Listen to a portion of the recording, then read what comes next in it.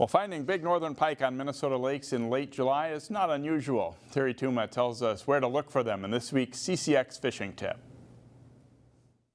Right now, when the water temperature is 78 to 82 degrees, is an excellent time to fish for big northern pike. We're talking monster pike.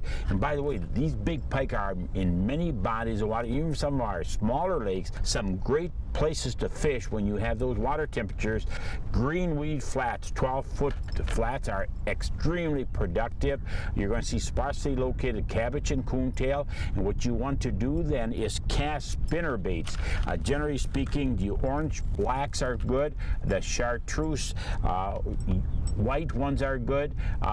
Greens are also very, very productive. And cast those lures out into those flats. And when you get sort of hung up, if you will, on one of those stems of that cabbage or coontail, just take your rod and pop it back. That change in speed, change in direction will trigger those fish. Another great way to catch these fish, if you got a real tough bite going, is using a bobber system.